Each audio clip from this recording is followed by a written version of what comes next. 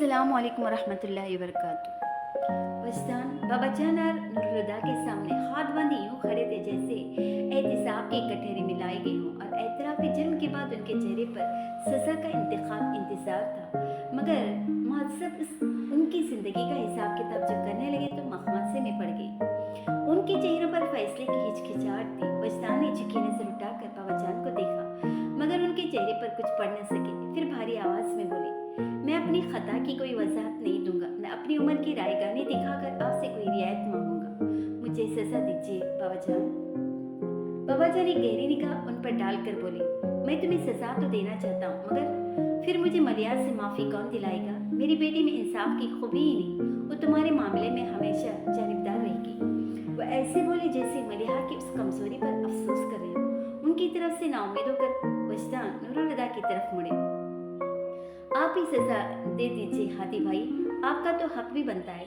मलिहा मंगेतर थी आपकी, जिंदगी ने बीवी बनने की मोहलत नहीं दी मगर वो आपके लिए दुल्हन तो बनी ही थे। नूरुल हुदा गंभीर लहजे में बोली, मुझसे सजा न मांगो वजदान, मैं इस मामले में बेबस हूँ। मैंने मलिहा से ज़्यादा मोहब्बत किसी से नहीं की मगर मैं ये बात कभी नहीं भूल सकता। मलिहा ने सबसे ज़्यादा तुम्हें चाहा था। तुम्हारी खता तो सुनते ही माफ़ कर देगी मगर तुम्हें सजा देने वाले को माफ़ी नहीं मिलेगी। फिर वजदान पर रोते उनकी आवाज़ पहले से भी भारी हो गई। मलिहा वो पहली और आखिरी लड़की थी जिन्हें देखकर उनके साथ जिंदगी जीने का ख्याल आया था मगर मैं ये बात कभी नहीं भूल सकता कि उन्होंने जिसे हमसफर बनाने का फैसला किया वो आप थे। आप बेखौफ होकर सजा सुनाइए क्योंकि जिस दिन माफ़ीनामे जारी होने लगे वो मुझसे पहले आपको माफ़ कर देंगी। नूरुल हुदा ने नज़र झुका ली, फिर उठकर उनके पास आ गई। जिद कर रहे हो तो सजा दे ही देता हूँ और सजा ये कि तुम अपने टूटे ख्वाब की कच्चे उम्र पर अपने जख्मी हाथों में समेटते रहो। हादी भाई, वजदान ने हैरत में गिरकर पुकारा था तो नूरुल हुदा ने उनके दोनों हाथ अपने हाथों में लेकर आजिज़ी से कहा, आज तक तुम हर किसी से दरख्वास्त करते आए हो, ये बात अपनी जुबान पर न लाएं कि शायद तुम्हारा बेटा नहीं। आज मैं तुमसे दरख्वास्त करता हूँ कि कभी ये बात अपनी जुबान पर न लाना कि शायद मलिहा का बेटा नहीं। नूरुल हुदा, बाबा जान ने उनकी बात सुनी तो बल खा कर रह गई। ये फैसला तुम नहीं कर सकती। नूरुल हुदा उनकी तरफ पलट कर बोली, प्लीज बाबा जान। तानिया ने कहा नहीं मगर कल जब वो कह रही थी कि शायान को भूल जाएगी, मैं उसी वक्त समझ गया वो शायान को कभी भूल नहीं सकती।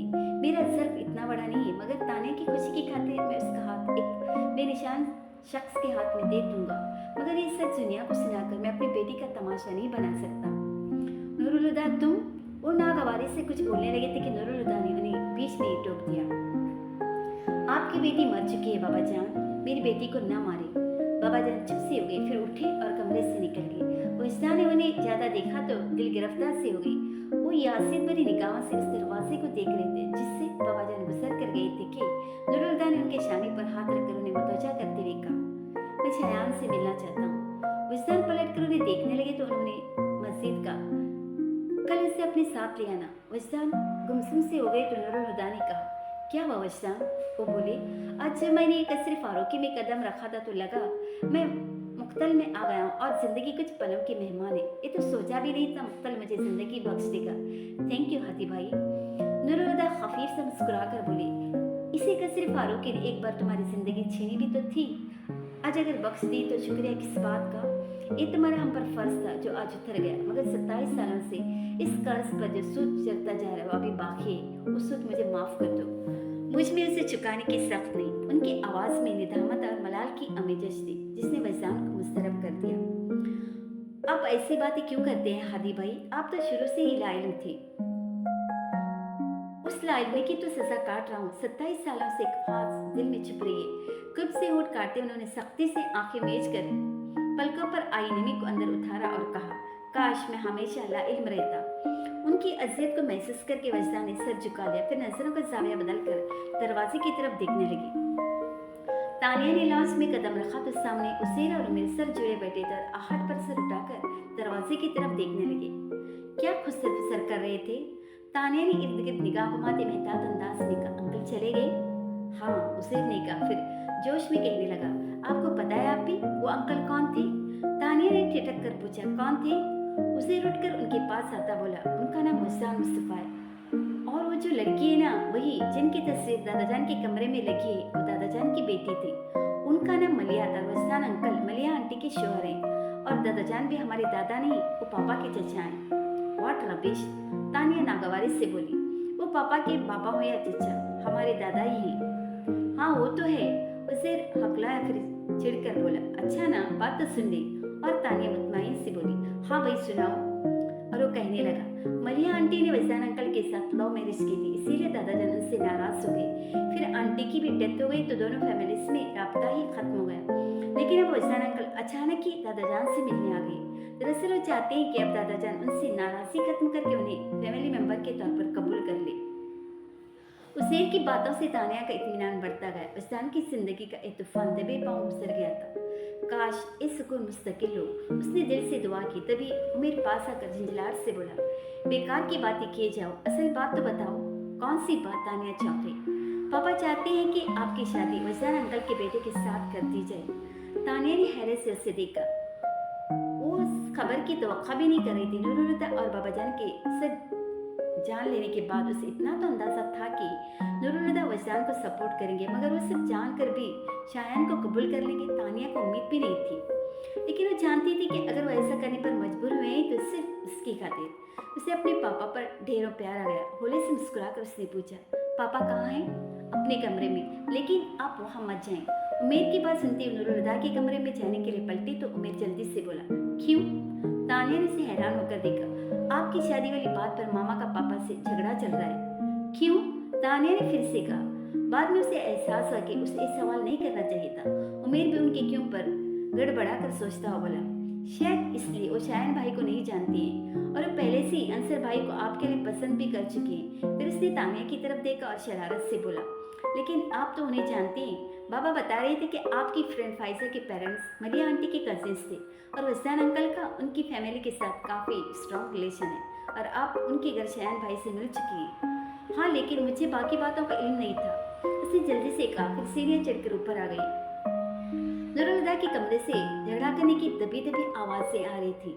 तानिया जानती थी कि उस झगड़े की क्या वजह हो सकती है। उसने बस एक पल को सोचा, फिर दस्तक दिए बगैर दरवाजा खोलकर कमरे में आ गई। भूल जाओ नूरुलता, मैं तुम्हारी ख्वाहिश कभी पूरी नहीं होने दूंगी। मरियम किसी बात पर तनफ्फुर से कह रही थी। वो बेड पर बैठी थी। गुस्से की ज़्यादती से उनका तनफ्फुस बिगड़ा हुआ था और चेहरे के नकोश जिनमें हमेशा नरमी घुली रहती थी खुरदरे से लग रही थी। नूरुलता एक जानिब रखी कुर्सी पर अपना सर दोनों हाथों से थाम कर बेबस से बैठे थे। दोनों दरवाजा खुलने की आवाज़ पर बैक वक्त तानिया की तरफ मुतवज्जा हुई। उसे देखते ही नूरुलता तेजी से खड़े होते बोली, तानिया तुम यहाँ से जाओ। सॉरी पापा, मगर मैं नहीं जाऊंगी, वो धीमी आवाज में कहकर मरियम से बोली, मामा मैं जानती हूँ आप पापा से क्यों झगड़ा कर रही हैं, प्लीज आप पापा को हर्ट मत करें। तुम कुछ नहीं जानती, वो कतियत से बोली। तुम्हें पता है तुम्हारे पापा शायद मुस्तफा के साथ तुम्हारी शादी करना चाहते हैं, मगर मैं हरगिज़ ये नहीं होने दूंगी। उनका लहजा इतना अटल था कि तानिया घबरा उठी और नूरुलता की मौजूदगी को नजरअंदाज करते बोली, प्लीज मामा, पापा ने अगर फैसला किया है तो सोच समझ कर किया होगा। मगर मरियम जरा मुतासर नहीं हुई। शायद मलिया फारूकी का बेटा है जिसके नाम पर नूरुलता की सोचने समझने की सलाहियतें खत्म हो जाती। ये फैसला क्या सोच समझ कर करेगा? चुप हो जाओ मरियम। तानिया की मौजूदगी में नूरुलता खजल हो गई तो मरियम ने चमक कर कहा, वाह, अभी से चुप होने को कह रही हो? अभी तो मैंने तानिया को ये बताया ही नहीं कि उसका बाप शायन की माँ से हमेशा मोहब्बत करता रहा और आज भी करता है। फॉर गॉड सिक मरियम, बेटी के सामने तो जुबान काबू में रखो। वो झिंझिला कर बोले तो मरियम तंज से मुस्कुराने लगी। कमाल है, मेरे सामने तो बेधड़क मलिहा से इश्क का एतराफ़ करते हो, और अगर यही बात मैंने बेटी से कही थी तो तुम्हें मेरी जुबान की फिक्र हो गई। तानिया के सामने मरियम के तंजुने बेचैन कर रहे थे, मगर वो किसी तरह चुप न हुए तो नूरुलता जब्त की इंतहा पर तानिया से बोली, तानिया तुम इसी वक्त यहाँ से चली जाओ। जी पापा। तानिया उनकी खजालत महसूस करके जल्दी से कहकर दरवाजे की तरफ बढ़ी थी कि मरियम ने उसका बस पकड़ लिया और लफ्ज चबा चबा कर बोली, तानिया कहीं नहीं जाएगी। नूरुलता ने खुद को बेचारगी की इंतहा पर महसूस किया। मेरा सब्र का इम्तिहान मत लो। सब्र का इम्तिहान तो तुम लेते आए नूरुलता। 25 सालों से मैं ऐसे शख्स के साथ जिंदगी गुजार रही हूँ जो किसी और का दम भरता है। मैंने अपना सब कुछ तुम्हें बख्श दिया, फिर भी तुम मेरे न हुए। हमेशा उसी के रहे जो तुम्हें छोड़कर किसी दूसरे के साथ निकल भागी थी। शर्म आनी चाहिए तुम इस तरह की बात करते हुए, नूरुलता ने भड़क कर कहा। जवाबन में सर्द लहजे में बोले, किसी दूसरे की बीवी, किसी के बच्चे की माँ से इश्क करते हुए तुम्हें शर्म नहीं आनी चाहिए? नूरुलता ने कौफ से उन्हें देखा, फिर ताने से तेज लहजे में बोली, मैं तुम्हें जाने को कह रहा हूँ तो जाती क्यों नहीं? बाजू अभी भी मरियम के हाथ में था। उन्होंने नूरुल हुदा की बात सुनकर जिन्होंने गिरफ्त इतनी सख्त कर ली कि उनके नाखून तानिया की नरम खाल में घुस गए और चिल्लाकर बोली, ये यहाँ से नहीं जाएगी। मामा प्लीज मेरा बाजू छोड़ दे। तानिया दर्द से बिलबिलाई तो उसके बाजू को झटका देकर सख्ती से बोली, कह दिया ना तुम यहाँ से नहीं जाओगी। फिर वो गर्दन मोड़कर नूरुल हुदा को देखने लगी और कहा, आज मुझे तुम पर तरस आ रहा है नूरुल हुदा। मुझे याद है सर्कल की कोई एक लड़की ऐसी नहीं थी जो तुमसे शादी न करना चाहती हो, मगर जिसे तुम शादी करना चाहते थे वो तुम्हें छोड़कर किसी और की बीवी बन गई। So sad.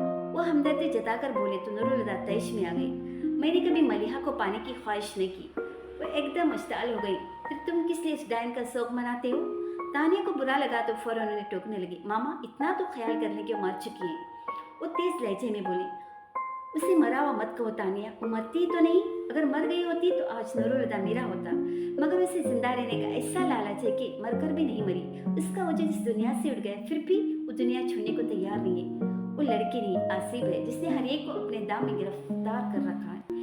एक बाप बेटा मेरे घर में उसकी आशिक है, एक बाप बेटा उसके घर में उसके नाम की तस्वीर पड़ती है, और जाने कौन कौन है जिसे उसने अपने शहर में जकड़ रखा होगा। फिर वो अचानक नूरुल हुदा से बोली, उसमें ऐसा क्या था नूरुल हुदा जो हर कोई उसकी मोहब्बत में मरा जा रहा है? उसमें कौन सी कशिश थी जो कम नहीं होती? क्यों मेरी मोहब्बत उसकी मौत के सामने बेबस है? फिर खुद ही सर झटक कर कहा, जंतर मंतर फूके होंगे उस चुड़ैल, वरना कौन उस गिरी हुई लड़की को याद करता जो एक तरफ कजिन को उल्लू बनाती रही, दूसरी तरफ वजदान को फांस कर बिया रचा लिया। वो ऐसी नहीं थी जैसा आप बोल रही हैं। अगर होते तो कोई उन्हें याद न करता। हाँ वो नहीं मरे, क्योंकि जो दिलों में जीने का हुनर सीख ले उसे मौत नहीं मार सकती।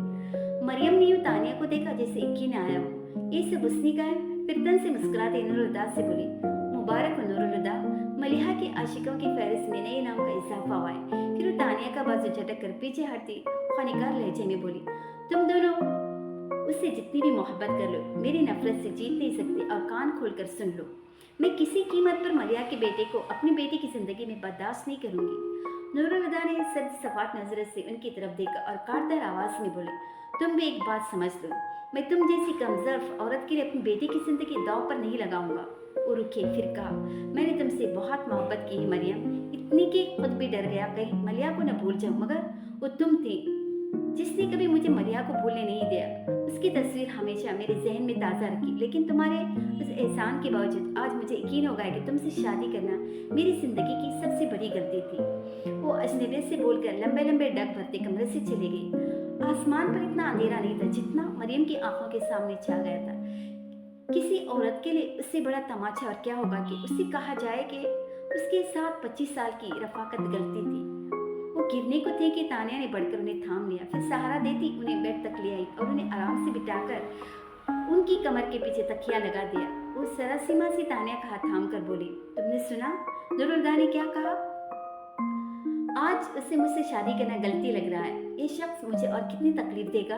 तानिया ने देखा उनकी आंखों में आंसू थे। वो नरमी से बोली, आप भी तो मामा ऐसी बात के लिए पापा से उलझती जो उनके इख्तियार में नहीं। मेरा भी तो खुद पर इख्तियार नहीं। वो बेबसी से बोली, जितनी शिद्दत से मैंने नूरुल हुदा को चाहा, अगर पत्थर को भी पूछती तो खुदा हो जाता, लेकिन नूरुल हुदा मेरा ना हुआ। ऐसा क्यों सोचती है मामा? मलिहा आपसे पहले पापा की जिंदगी में आई थी और आपसे पहले ही पापा की जिंदगी से निकल गई। अब अगर वो उनके दिल में है तो क्या, उनकी जिंदगी में तो आपके सिवा कोई नहीं। फिर पापा ने कब आपसे कुछ छुपाया? यही तो तुम नहीं समझती। उसकी जिंदगी में कोई और होती तो मैं गवारा कर लेती, मगर उसके दिल में कोई और है, ये मुझसे बर्दाश्त नहीं होता। अभी भी जाकर देख लो। आज के झगड़े का फायदा उठाकर वो मलिहा के कमरे में गया होगा। जानता है ना, जब तक वो नहीं मनाएगा मैं उसके पास नहीं जाऊंगी। सोचा होगा कि उन्हें सुनहरी मौका का फायदा उठाकर मोहब्बत के मकबरे की जियारत कर ली जाए। और ये पहली बार नहीं करेगा। शादी के शुरू के दिनों में भी वो अक्सर वहाँ जाया करता था। मैंने रोका तो चुप कर मेरी गैर मौजूदगी में जाने लगा। मैं नहीं चाहती थी कि दोबारा हमारा आमना सामना मलिहा के कमरे में हो, इसलिए मैंने घर से बाहर मसरूफियात ढूंढ ली ताकि नूरुल हुदा को मौका मिलता रहे और मैं लाताल्लुक रह सकूं। खुद कभी दोबारा मलिहा के कमरे की तरफ नहीं गई और तुम लोगों को भी रोक कर रखा, मगर नूरुल हुदा की गलतफहमी के मुझे पता नहीं चलता। मैं तो उसकी आंखें देखकर पहचान जाती हूँ कि आज वो मोहब्बत के मकबरे पर यादों की चादर चढ़ा कर आया है। बोलते बोलते एकदम चुप हो गया और सर तकिए पर डालकर हाँफने लगे जैसे लंबी दूरी का सफर पैदल किया हो। उनकी उदासी तानिया को भी उदास कर रही थी, मगर उसके पास उनकी उदासी दूर करने का कोई हल नहीं था, इसलिए उन्हें समझाने लगी। हकीकत कितनी तकलीफ दा हो, उसकी खूबी ये कि उसे बदला नहीं जा सकता और जिसको बदला न जा सके उसके हाथ समझौता कर लेना चाहिए। मरियम ने आंखें बंद कर ली। कहना बहुत आसान है मगर करना मुश्किल है। क्या तुम कभी मोहब्बत में समझौता कर पाते? कर चुकी हूँ, उसने दिल में कहा।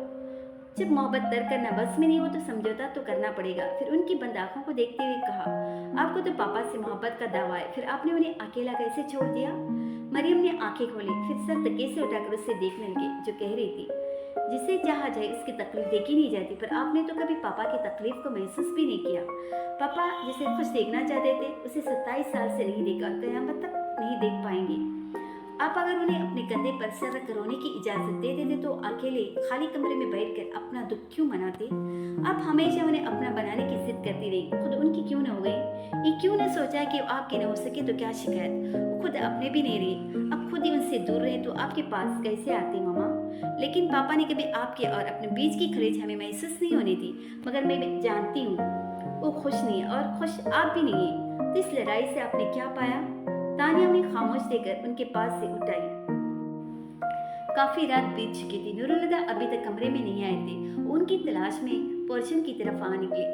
हॉल की छत से लटकते झूमर के नीचे खड़े और सामने सीढ़ियों को देख रही थी। तानिया ने आज तक उन सीढ़ियों पर पाँव नहीं रखा था। रेलिंग को थाम कर तानिया ने पहली सीढ़ी पर पाँव रखा तो उसने महसूस किया उसके दिल की धड़कनें मामूल से तेज हो गई। उसने दूसरी सीढ़ी पर पैर जमाया तो उसकी सांसें भी अतल बतल होने लगी, मगर वो अपनी हवास को मुश्तमार के एक सीढ़ी पर चढ़ते सीने तक आ गई। उसने पलट कर नीचे देखा, फिर गर्दन मोड़कर अपने सामने मुनकश आभनों से दरवाजे को देखने लगी। भारी ताला खुला हुआ कुंडी से लटक रहा था और जंजीर एक तरफ को हटी हुई थी। तानिया ने दोनों पटों पर हाथ रखकर जरा सा दखेला और वो खुलते चले गए। तानिया को लगा उस पर तलसीम शरबा का दरवाजा खुल गया हो। सिर हवा उसके जिस्म से टकराई तो उसने सांस रोक लिया। फिर उसने एक कदम उठाया और कमरे में आ गई। नूरुलदा सामने बेड पर दराज थे। तानिया को देखकर चौंकते हुए उठ बैठे, मगर तानिया ने उनकी मौजूदगी का कोई नोटिस नहीं लिया। कमरे में टेबल लैंप की हल्की सी रोशनी थी। तानिया उस रोशनी में नजरें घुमाते कमरे का जायजा लेने लगी।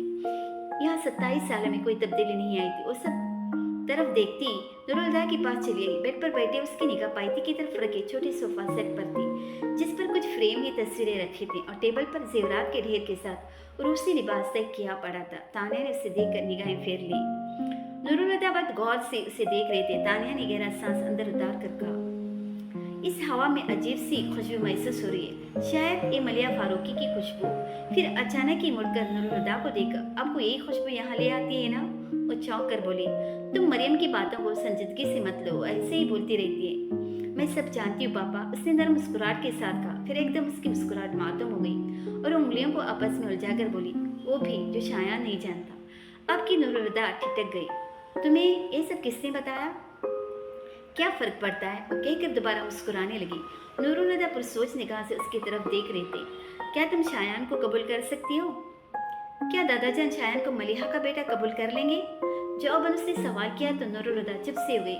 अगर दादाजान शायान को कबूल कर लेते हैं तो ठीक, वरना जाने दीजिएगा। आज उसे अपना साथ मेरे लिए मुनासिब नहीं लगता, लेकिन उसे अपना आप मेरे काबिल नहीं लगेगा। मैंने पहले भी इसे खोना था, बाद में भी खो दूंगी। फिर उसे वो सच क्यों सुनाऊं जिसे सुनकर अपनी ही नजरों में गिर जाए। बात करते करते उसका दिल भरा गया और उसने खुद को रोने से रोकने की कोशिश भी नहीं की और नूरुलदा के बाजू से लगकर रोने लगी। उन्होंने भी उसे चुप नहीं कराया, उसके गिर्द बाजू फैलाकर थपकते रहे। जब वो रोते रोते थक गई तो खुद ही उनके कंधे से सिर उठाकर आंसू पोंछने लगी। बस, नूरुलदा उसे देखकर मुस्कुराई, फिर उसके गाल पर हाथ मारकर बोली, अपने पापा पर इतना सब यकीन नहीं है? मैं तुम्हें कभी कुछ खोने नहीं दूंगा। वो उसके सिर पर हाथ रखे उसे यकीन दिला रही थी। तानिया बोली, मैं अपने लिए नहीं रो रही पापा, मैं आपके लिए रो रही थी। मोहब्बत बिछड़ जाने के ख्वाब से मैंने 3 साल 3 सदियों की तरह गुजारे और आपने मोहब्बत से बिछड़कर 27 साल कैसे गुजारे होंगे? मोहब्बत तो आबाद करती है ना। ये मोहब्बत का कौन सा चेहरा है कि आप मलिया आंटी, विजदान अंकल और दादाजान चारों ने एक दूसरे से मोहब्बत की और चारों बर्बाद हो गई। नूरुलदा जबड़े भेजकर सामने देखने लगे। खैर, उसने कहा, जो हुआ बुराई से, मगर बदलना मुमकिन नहीं। लेकिन आप क्यों दादाजान से आज तक नाराज हैं? उन्होंने कब चाहता कि उनकी बेटी मर जाए? जो भी गलतियां उनसे हुई, नादानस्तगी में हुई, वक्त ही खराब था शायद, वरना इतने बचाने वाले हाथ हो तो कोई कैसे दरिया बर्द हो सकता है? दादाजान को अपनी खता का एतराफ भी तो है। फिर भी अगर आप उन्हें सजा देना चाहते हैं तो तसल्ली रखिए, उन्हें सजा मिल चुकी है। उनकी बेटी की मौत को 27 साल गुजर चुके और एक बाप के लिए उससे बड़ा अज़ाब कोई नहीं। नूरुल हुदा बेबसी से बोले, मुझे उनके ज़िया का एहसास है, मगर जब मलिया का खसारा याद आता है तो उनकी तकलीफ बेमानी सी लगने लगती है। वो फलसफियाना अंदाज में बोली, खसारे तो एक से ही होते हैं, उनमें कम बेचती नापने का कोई पैमाना नहीं, दुख की कोई मिकदार नहीं होती, बस एहसास होता है। उन्हें मलिया के दुख का एहसास है, इसीलिए तो पछताते हैं। नूरुल हुदा तलखी से बोली, अब पछताने से क्या, जब मलिया ही नहीं रही। ध्यान रहे पापा, कहीं ऐसा ना हो कल जब आप पछताए तो दादाजान न रहे। उसकी बात ने उन्हें झंझोड़ कर रख दिया और खौफजदा निगाह से उसे देखने लगे। उनकी उम्र 70 हो चुकी है। बेटी से मिलने की ख्वाहिश ने और कितने दिन आपकी नाराजगी खत्म होने का इंतजार करने देगी? 1 साल, 2 साल, 4 साल? वक्त तेजी से गुजर रहा है पापा, कहीं देर न हो जाए। वो जर्ब लगाकर चली गई और नूरुल हुदा के अंदर भौचाल आ गया। वो रिश्तों से मोहब्बत करने वाले शख्स थे, मगर बदकिस्मती से होश संभालने से पहले वो कई रिश्तों को खो बैठे थे। अपने माँ बाप को भी जब होश संभाला तो उन्होंने बाबाजान, अम्मी और मलिहा को ही अपनी ज़िंदगी में पापा और उन्हें अपनी ज़िंदगी की अहसास बना लिया। मगर उनकी बदकिस्मती एक बार फिर हाथ दिखा गई और फरियाल का इंतकाल हो गया। फिर 27 बरस की उम्र में गैर महसूस तौर पर ही मलिहा को देखकर सैर सता रह गई। वो आम तो पहले भी न थी, अब और भी खास होगी, मगर ये खुशी भी आरज़ी साबित हुई। अब सिर्फ दायाजान बचे थे। नूरुल हुदा के लिए क्या थे समझाना मुश्किल नहीं था, लेकिन मलिहा की मौत कभी न भुलाया जाने वाला सदमा थी, जिसने उनके अंदर उस इंतहाई रद्द अमल को तहरीक दी कि बाबाजान को मौत इल्ज़ाम ठहराकर उनसे हमेशा के लिए नाराज़ हो गई, मगर उनसे मोहब्बत करना न छोड़ सके। और वो मोहब्बत हमेशा उनके अंदर सिर उठाती रही, मगर मलिहा को खो देने का दुख उस पर हावी हो जाता। आज अचानक ही तानिया ने अपनी बातों से मलिहा के दुख को पस मंजर में धकेल दिया था। अब वो सिर्फ बाबाजान के बारे में सोच रहे थे। जब उन्होंने बाप की शफकत को खो दिया था तो बाबाजान ने उनकी जिंदगी की उस कमी को आगे बढ़कर पूरा कर दिया। लेकिन जब उनकी बेटी चल बसी तो नूरुल हुदा उनकी तकलीफ से नजर चुराकर लाताल्लुक हो गई। आज जो सोचा तो नूरुल हुदा को निदामत होने लगी। इंसान को बहुत सी चीज़ों का एहसास वक्त गुजरने के बाद होता है, क्योंकि उसे हमेशा ये लगता है कि अभी बहुत वक्त बाकी। मगर क्या आपने मलिया की मौत से सीखा नहीं कि वक्त की उल्टी गिनती कभी भी शुरू हो सकती है? जाने से पहले उन्होंने तानिया की कई आखिरी बात को याद किया, फिर अपनी अरकालुत पेशानी को मसलते एक फैसला करके उठ खड़े हुए। आज वजदान से मिलकर कर्नल अजहर फारूकी का जख्म हरा हो गया था। वो मलिहा की डायरी को मुकद्दस सेल्फी की तरह सीने से लगाए रॉगिंग चेयर पर नीम दराज मलिहा की तस्वीर को निगाह में कैद किए हुए थे और उनका दिल मलिहा से हम कलाम था। बाबा की चांद, तुम्हें क्या हो गया है? मेरी मलिहा ऐसी तो न थी कि उसके बाबाजान उससे माफ़ी मांगते और वो बेनियाज बनी रहती। 27 साल हो गए बेटा, माफ़ नहीं करना तो सजा ही दे दो। मगर तुम तो अपने बाप की तरफ देखते ही नहीं। तुमसे अच्छा तो नूरुल हुदा है, माफ़ वो भी नहीं करता, न सजा सुनाता, मगर उसने बेरुखी का इसे कोई रिश्ता तो रखाया है। और बेटा अब तो दिल पर बोझ बहुत बढ़ गया। आज वजदान आया था, जाते जाते इस बोझ का वजन कई मन बढ़ा गया। कोई ऐसे सभी लोग के बोझ मेरे दिल से उतर जाए। उन्होंने यूँ सांस भरा जैसे वाकई सीने पर कोई बोझ धरा हो, जिसे उठाने की अब ताकत नहीं रही कि कोई दस्तक दिए बगैर ही अंदर आया था। आतिशान की इज्जत रोशनी में उन्हें नीम तारीख हेवला नजर आया था और उस हेवले में नूरुल हुदा का सरापा देखकर बाबाजान को अपनी आंखों पर यकीन नहीं आया। भला उनके कमरे में क्यों आते, वो भी उस वक्त। सुनहरी फ्रेम की ऐनक उतार कर आंखों की नमी साफ करते उन्होंने दोबारा सर उठाकर देखा। वो नूरुल हुदा ही थे जो नीम तारीकी से निकलकर रोशनी में आ गए थे। फिर यूं चलते वो बाबाजान के सामने दो सामने बैठे और उनके दोनों हाथों पर अपने हाथ रख दिए। मुझे माफ़ कर दीजिए बाबाजान, वो झुके सर के साथ निदामत से जोर लहजे में बोले। बाबाजान ने हैरत से कहा, किस बात की माफ़ी? उस बात की माफ़ी कि मैं आपका बेटा नहीं बन सका, उस बात की माफ़ी कि आप अपनी सारी ज़िंदगी मेरे सुख की ख्वाहिश करते रहे और मैंने अपनी आधी उम्र आपको दुख देने में गुजार दी। इस बात की माफ़ी के ये जानते हुए कि आपको कसूरवार ठहराने का हक सिर्फ मलिया रुजदान के पास है। मैं 27 साल तक आपको कसूरवार ठहराता रहा। रुक रुक कर बोलते हुए बाबाजान को ये पुराने नूरुल हुदा लग रहे थे। उन्होंने आहिस्तगी से अपने हाथ छुड़ा लिए तो नूरुल हुदा ने सर उठा के उन्हें सहमी हुई नजरों से देखा। बाबाजान की आंखों से आंसू जारी थे। उन्होंने उसी आहिस्तगी से नूरुल हुदा का चेहरा हाथों में भरा और झुककर उनके माथे पर होंठ रख दी।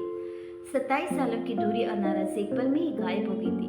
बाबाजान शफकत से भरपूर आवाज में बोले, कौन कहता है तुम मेरे बेटे नहीं बन सके? तुम मेरे ही बेटे हो। बस जरा नाराज हो तो क्या बेटा बाप से नाराज हो जाए तो बेटा नहीं रहता? अब उनके बाल सलझा रहे थे। तुमने मेरे साथ कोई ज़्यादती नहीं की। तुम्हारा गुस्सा, तुम्हारी नाराजगी जायज़ है, हाँ, मगर दिल दुखता है तो क्या? मैंने भी तो बहुत बार मलिहा का दिल दुखाया है, शायद इस तरह कफारा अदा हो जाए। नूरुल बेताबी से उनके हाथ थाम कर बोली, क्यों उसका दिल दुखाते थे? जानते थे वो कितना उदास हो जाया करती थी। एक बार मुझसे भी कहा था कि आपसे पूछो, क्यों आप उसकी परवाह नहीं करते? आप आज मुझे मलिहा के सवाल का जवाब दे दीजिए। आज अचानक क्यों नहीं मलिहा का सवाल आया तो याद आया तो पूछ बैठे। बाबा जान ने जो सुना कि मलिहा का सवाल था, उन्हें दुख ने आगे सिसकते हुए कहने लगे, मैं डरा हुआ इंसान हूँ नूरुल। मौत ने मुझसे हर उस शख्स को छीन लिया जिससे मैंने मोहब्बत की। इंसान दुनिया में आने के बाद सबसे पहले जिस वजूद से मोहब्बत करता है वो माँ है। मैं 10 साल का था जब अम्मा जी चल बसी। आज 70 बरस की उम्र में भी मुझे उनकी आगोश याद आती है। फिर अब्बा मियाँ भी जल्दी साथ छोड़कर चले गए। पर चलो, उनकी तो उम्र हो चली थी, समझा लिया खुद को। मगर भाई जी की उम्र तो मरने की नहीं थी। वो 28 साल के थे जब वो एक्सीडेंट हुआ। अभी तो बहुत जिंदगी बाकी थी और वो अचानक ही दुनिया से उठ गई। तुम्हारी हर खुशी मनाते मेरे दिल में उनकी मौत का गम ताज़ा हो जाता है। उन्होंने तुम्हारे हवाले से कितने ख्वाब देखे थे, एक एक करके वो सारे ख्वाब पूरे तो हो गए मगर उनकी आंखें न देख सकी। बहुत बड़ा झटका था नूरुल हुदा। फरियाल मुझे न संभालती तो मैं कभी इस झटके से न संभल पाता। फरियाल आइडियल बीवी थी, समझने वाली, साथ देने वाली, मोहब्बत करने वाली। मैं उसके साथ अपनी पूरी ज़िंदगी गुजारना चाहता था मगर मिले सिर्फ 18 साल। एक औरत जिससे मोहब्बत भी हो, फिर वो बीवी भी हो और बच्चे की माँ भी। अगर मौत उससे अलग कर दे तो कैसा लगता है जानते हो? वो हाँपते हुए पूछ रहे थे। नूरुल हुदा ने कुछ बोले बगैर नजर झुका लिया और बाबा जान सिर पीछे टिका कर मलिहा की तस्वीर को देखने लगे। मलिहा फरियाल का दिया सबसे खूबसूरत तोहफा थी। मैं सबको खो चुका था लेकिन मलिहा को कैसे खो सकता था? इसमें तो मेरी जान थी।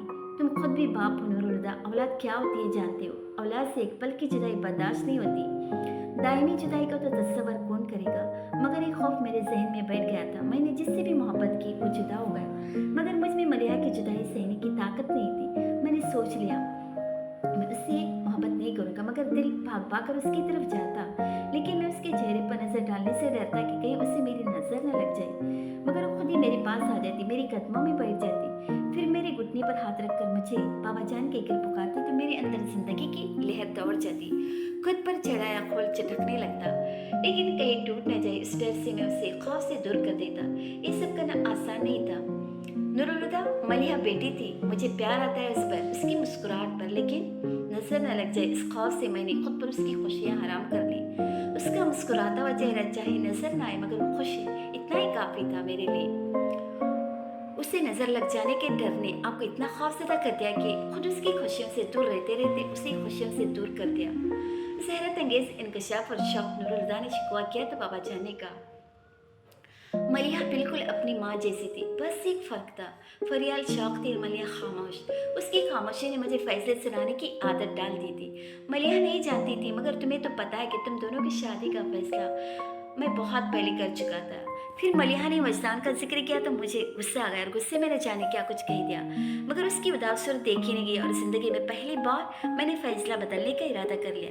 उस दिन मैं शिद्दत से इंतजार कर रहा था कि मलिहा किसी भी वक्त वजदान को लेकर आ जाएगी मगर वो लौटी तो तनहा थी। फिर जब उसने चुपचाप तुम्हारे हाथों से अंगूठी पहनी तो मुझे यकीन हो गया कि वजदान शादी का इरादा करके मुकर गया है। नूरुल हुदा उनकी बात काट कर बोले, आपने उससे पूछा क्यों नहीं? फर्ज क्यों कर लिया कि वजदान ने इनकार कर दिया होगा? मैं उसका भरम नहीं तोड़ना चाहता था। वो बोलकर होठ काटने लगे, फिर सिसक कर बोले, मुझसे गलती हो गई थी नूरुल हुदा और उस गलती की सजा भी मिली। मेरी बेटी मर गई है। वो इस तरह बोलकर रो पड़े जैसे मलिहा आज मरी हो। उन्होंने अपना चेहरा दोनों हाथों में छिपा लिया था।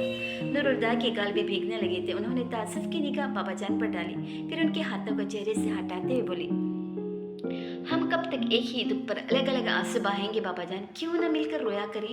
बाबा जान ने अचानक ही अपने हाथ उनके आगे जोड़ दिया और भराई आवाज में बोले, मुझे माफ कर दो नूरुल हुदा। नूरुल हुदा तेजी से उनके हाथ अलग करते बोले, ये क्या कह रहे हैं बाबा? मैं कह चुका हूँ ये हक मुझे नहीं है, तुम्हें हक है नूरुल हुदा। मैंने उस लड़की को मारा जिससे तुम्हें मोहब्बत थी। मेरे हाथों तुम्हारे दिल की दुनिया बर्बाद हुई है। मैं तुम्हारा मुजरिम और मुझे अपने जुर्म का एतराफ़ है। और जानते हो, एतराफ़ के बाद जजा और सज़ा के अमल में ताख़ीर बहुत गिरा गुजरती है। ये सुकूत नाकाबिले बर्दाश्त है नूरुल हुदा, इसे तोड़ दो। ठीक है। नूरुल हुदा उनके हाथों को अपने हाथों में ले बोले, अगर मेरे कह देने से आपको सुकून मिलता है तो कह देता हूँ। वो रुकी, फिर उनकी तरफ देखते हुए ठहर कर बोली, मैंने आपको माफ़ किया। बाबा जान को लगा किसी ने उसके सीने से खंजर खींच निकाला है, मगर जख्म तो बाकी था और दर्द भी। उन्होंने सर कुर्सी की पुष्टि से टिकाते हुए आंखें बंद करके सुकून का सांस लिया। तुमने मेरे दिल का बोझ हल्का कर दिया। एक माफी और मिल जाए तो बाकी का बोझ भी उतर जाएगा, फिर बस थकन बाकी रह जाएगी। फिर वो आंखें खोलकर छत को देखती हुई बोली, काश वक्त लौट आए और तुम्हारी जगह मलिया मेरे सामने बैठी मुझसे वजान का साथ मांग रही हो। इस बार मैं इनकार नहीं करूंगा। उनकी आवाज में हसरत उगली हुई थी। नूरुल हुदा नीचे आवाज में बोले, वक्त लौट आया है बाबा जान, लेकिन मलिहा की जगह तानिया ने ले ली है और फैसला आज भी आपके हाथ में। इस बार इनकार मत कीजिएगा। नूरुल हुदा की आवाज रुंध गई थी। बाबा जान मुस्तरब हो गई। इकरार बहुत मुश्किल है, प्लीज बाबा जान। तारीख खुद को दोहरा रही है, जो हो चुका है उसे दोबारा मत होने दे। मेरी बेटी को कुछ न होने दे। 27 साल पहले एक घाव दिल पर लगा था, जो आज भी रिस रहा है। मेरे दिल पर दूसरा जख्म न लगाएं। मेरी तानिया खुश नहीं रही तो मैं भी खुश नहीं रह पाऊंगा। प्लीज बाबा जान, तानिया की खातिर शायान को कबूल कर ले। आपका सच मेरी बेटी को मार देगा। मेरी बेटी को उसकी जिंदगी बख्श दे। वो आजिजी से नम आवाज में मन्नती कर रहे थे और बाबा जान के माथे पर सलोटे बढ़ती जा रही थी। तानिया गहरी नींद में थी कि अचानक उसके भाइयों ने उसके कमरे में धावा बोल दिया, आप भी उठे, जल्दी से उठे ना। वो उस पर से कंबल खींचकर उसे झंझोड़ रहे थे। वो बेचारी हवास बागता से क्या हुआ करती जल्दी से उठ बैठी। जल्दी नीचे चले, आपको कुछ दिखाना है। क्या बदतमीजी उम्मीद, मैं रात को 3 बजे सोई हूँ और तुम दोनों सुबह सुबह मेरे सर पर ढोल पीटने आ गए हो। उफ़ो अपी, आप चले तो क्यों टाइम वेस्ट कर रही, उसेर बोला। फिर उसकी नाना करते वो दोनों जबरदस्ती से बाजू से पकड़कर बिस्तर से खींचते नीचे ले आए। वो देखें, लॉन में ले जाकर उन्होंने एक तरफ इशारा किया। तानिया ने झंझलाकर उस तरफ देखा और उसका मुंह खुला का खुला रह गया। नूरुल हुदा और बाबा जान चेयर्स पर बैठे एक दूसरे से हंस कर बातें कर रहे थे। ऐसा कोई मंजर हम तीनों ने पहले कभी नहीं देखा था। उसे खुशगवार हैरत हुई और मुस्कुराते हुए फ्रेश होने के लिए बाथरूम में घुस गई। उसके दिल की हालत अजीब सी हो रही थी। एक तरफ तो खुश थी कि आज शायान उसके पापा से मिलने आ रहा है, दूसरी तरफ उसे बाबा जान की तरफ से धड़का लगा हुआ था। मुतजाद कैफियतों में घिरी वो नाश्ते के लिए डाइनिंग रूम में आई तो नूरुल हुदा और बाबा जान के अलावा उमीरा और उसेर भी टेबल पर मौजूद थी। तुम दोनों कॉलेज नहीं गए? अपने लिए चेयर घसीट कर बैठती वो बोली तो उमेर बोला, नहीं। क्यों? क्योंकि पापा ऑफिस नहीं गए। स्लाइस पर जम लगाते उस जवाब पर हैरत से बोली, पापा तो इसलिए ऑफिस नहीं गए क्योंकि आज कोई उनसे मिलने आ रहा है। उसेर उसकी बात दोहरा कर बोला, मैं भी इसीलिए कॉलेज नहीं गया कि आज कोई पापा से मिलने आ रहा है। वैसे अब ऑफिस क्यों नहीं गई? उसे ने मानी खजी से कहकर आंखें नचाए तो चिढ़कर बोली, मेरी मर्जी। फिर स्लाइस दांतों से कतर कर बोली, मामा नजर नहीं आ रहे? वो कमरे से ही नहीं निकले, लगता है अभी तक उनका मूड खराब है। उमेर की संजीदगी से बताने पर तानिया चुप सी रह गई और एक निगाह नूरुल हुदा के खामोश चेहरे पर डालकर कप फोटो से लगा लिया। अभी वो सब नाश्ता कर ही रहे थे कि मरीम गैर मुतवक्का तौर पर डाइनिंग रूम के दरवाजे से अंदर आती नजर आई। वो चलती हुई आई और नूरुल हुदा के सामने जा खड़ी हुई। वो सर उठाकर उन्हें देखने लगी। उन्होंने कहा, मुझे मलिहा के कमरे की चाबी चाहिए। उनके तेवर अजीब से हो रहे थे। नूरुल हुदा तजब्जुब में घिर गई। उनकी आफत मचाने वाली तबीयत से वाकिफ थे, मगर बच्चों के सामने कोई हवाला देकर मना भी नहीं कर सकते थे। ठहरो, मैं लाता हूँ। आखिर वो कहकर चाबी लाने के लिए उठ गई। कुछ देर बाद वापस आए तो मरियम ने उन्हें देखते ही अपना हाथ आगे बढ़ा दिया। नूरुल हुदा ने चाबी उनकी हथेली पर रखते हुए होले से बोली, ख्याल रखना। मरियम मुट्ठी बंद करके अजीब से अंदाज से मुस्कुराई। नूरुल हुदा उनकी मुस्कुराहट का मतलब अक्स न कर सके और वह झटके से हॉल की तरफ जाने वाले दरवाजे की तरफ बढ़ गई। सब नाश्ते से हाथ रोककर बैठे थे। उमीर और उसेर तो ठीक से सूरत हाल को समझे ही नहीं थे, मगर बाबा जान के चेहरे पर तशवीश थी। नूरुल हुदा अपनी जगह पर खामोश करे तानिया भी उनकी तरह चुप बैठी अटाफटक की आवाज़ों का शौरी तौर पर इंतजार कर रही थी, मगर कोई आवाज़ नहीं आई। नूरुल हुदा अपने अंदर के इस्तिराब को दबा न पाए और लंबे लंबे कदम उठाते दरवाजे तक आए तो हॉल से अंदर आती मरियम सामने आ गई। दोनों एक दूसरे को देख कर रुक गए थे। मरियम हाथों में कुछ फोटो फ्रेम उठाए हुए थे। उन्हें एक हाथ से संभालते उन्होंने दूसरे हाथ में पकड़ी चाबी नूरुल हुदा की तरफ बढ़ाई। तुम्हारी अमानत। नूरुल हुदा ने कुछ कहे बगैर चाबी उनके हाथ से ली तो बोले, जाकर तसल्ली कर लो। फिर बहादुर को आवाज़ देकर अपने साथ आने का कहती लॉन्च की तरफ बढ़ गई। नूरुल हुदा कुछ देर अपने जगह साख्त खड़े रहे, फिर चाबी पॉकेट में डालकर लॉन्च में चले आए।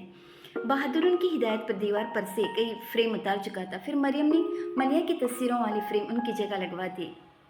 इन तस्वीरों को कहाँ लगाना है बेगम साहब? बहादुर तस्वीरें लगा चुका तो स्टूल से उतरकर सोफे पर पड़ी तस्वीरों की तरफ इशारा करके बोला, अभी तो इन्हें रख दो, थोड़ी देर में मलिया का शोहर और बेटा आने वाले, उनके जाने के बाद बताऊंगी कि इन तस्वीरों को कहाँ लगाना है। जी बेगम साहब। और नूरुलदा को कुन आंखों से देखता हुआ बोला, रफू चक्कर हो गया। नूरुलदा चलते मरियम के पास आ गए। अपनी पुश्त पर उनका रुकना महसूस करके वो पलटे। नूरुलदा सामने लगी तस्वीरों को देख रही थी। बोले, ये सब क्या है? मरियम उनके पास सुनकर उदासी से बोले, जब मैं मलिहा की तस्वीर तुम्हारे दिल से ही उतार न पाई तो दीवार से उतारने का क्या फ़ायदा? नूरुलदा ने उन्हें देखा, फिर उनके कंधे पर हाथ रखकर नरमी से पुकारा, मरियम। वो एकदम से हाथ उठाकर बोले, बस नूरुलदा, कुछ न कहना, मेरी उम्र भर की रियाजत बेकार गई है। नूरुलदा उनके चेहरे पर दुख के साए लरसते देखते रहे, फिर उनके गिर्द बाजू फैलाकर उन्हें खुद से करीब कर लिया। मैं तुमसे बहुत मोहब्बत करता हूँ मरियम, मेरा एतबार करो। उनके कान में कह रहे थे। मरियम ने बेबसी से आंखें बंद करते उनके सीने पर सर रख दिया। साहब, बहादुर बोतल की जिन की तरह हाजिर होकर अचानक से बोला तो नूरुलदा ने मरियम के शाने से बाजू हटाते हुए कहा, हाँ बोलो। वजदान साहब आ गई। ठीक है, तुम बाबा जान को इत्तला करो। वो जल्दी से ऐसे कहकर वजदान के इस्तकबाल के लिए बाहर जाने लगी। 2-3 कदम आगे जाकर उन्हें एहसास हुआ मरियम उनके साथ नहीं। वो रुककर पलटे और उन्हें देखकर बोले, आज चाहे मलिहा के बेटे की शक्ल न देखो, पर क्या कल ताने के शोहर की सूरत देखने से भी इनकार करोगी? और याद रखना, ये फैसला मेरा नहीं, हमारी बेटी का है। उन्होंने एक पल को सोचा, फिर छोटे छोटे कदम उठाते उनके पास आकर बोले, चलो। नूरुलदा के चेहरे पर बड़ी जानदार मुस्कुराहट फैल गई। थैंक्स। मरियम उनकी मुस्कुराहट का बुरा मानकर बोले, मैं ये सब अपनी बेटी के लिए कर रही हूँ, तुम्हारे लिए नहीं। मैं भी ये सब अपनी बेटी के लिए कर रहा हूँ, उन्होंने संजीदगी से कहा। फौरन पलट कर चलने लगे। गाड़ी पोर्च में रुक चुकी थी। कार का दरवाजा खोलकर उतरते वजदान को देखकर नूरुलदा उनकी तरफ चले आई। अस्सलाम वालेकुम हादी भाई। वजदान ने उनकी तरफ मुसाफा के लिए हाथ बढ़ाते हुए कहा। नूरुलदा उनका हाथ थामकर वालेकुम अस्सलाम कहते उनसे बगल गिर उड़ी। कैसे हो? अल्लाह का करम है, आप सुनाएं। वो उनसे अलग होते हुए बोले, फिर शायान को देखने लगे जो गाड़ी लॉक करके उन्हीं की तरफ आ रहा था। वर्जिशे जिस पर ब्लैक ड्रेस पेन के साथ मैरून कलर की शर्ट पहने लंबे चौड़े सरापे वाला शायान नूरुलदा को पहली नजर में अच्छा लगा था। अस्सलाम वालेकुम हादी अंकल कहकर उनके गले लगा। उनसे गले मिलते उसकी नजर बाहर आती तानिया पर पड़ी थी। तानिया ने भी उसे देख लिया था। दोनों की आंखों में चमक लहराई थी, पर लब मुस्कुरा न सके। शायद उसके चेहरे से नजर हटाता नूरुलदा से अलग हो गया। वालेकुम अस्सलाम बेटा। नूरुलदा उसे तौसीफी निगाह से देख रही थी, फिर मरियम की तरफ इशारा करते हुए वजदान से बोली, इनसे मिलो वजदान, ये मरियम है मेरी बीवी। कैसी है भाभी? वजदान खुश अखलाकी से मुस्कुराती बोले, ठीक हूँ, अब अंदर आइए। और शायन बेटा तुम भी आओ ना। वो अंदर जाने लगे तो तानिया ने झट से आगे होकर वजदान को सलाम किया। पल भर को उसका सिर अपने कंधे से लगाकर सलाम का जवाब देते वो नूरुलदा की हमराही में अंदर आ गई। नूरुलदा उन्हें ड्राइंग रूम में ले जाने के बजाय सीधे लाउंज में ले आए। बाबा जान कहाँ है? उसे ने उमेर के चुप रहने के इशारे को नजरअंदाज करते हुए कहा। वो तो वजदान अंकल का सुनकर अपने कमरे में चले गई। एक पल के लिए हर कोई चुप सा रह गया। फिर नूरुलदा वजदान से बोले, तुम बैठो, मैं बाबा जान को लेकर आता हूँ। और जाने लगी तो वजदान ने उनका बाजू पकड़कर रोकते हुए कहा, आप इजाजत दे तो मैं उन्हें ले आऊँ? नूरुलदा ने जरा सा मुस्कुरा कर सर हिलाते हुए इजाजत दे दी। फिर उन्हें लिए बाबा जान के कमरे तक आया और हाथ के इशारे से अंदर जाने का कहते हुए पलट गए।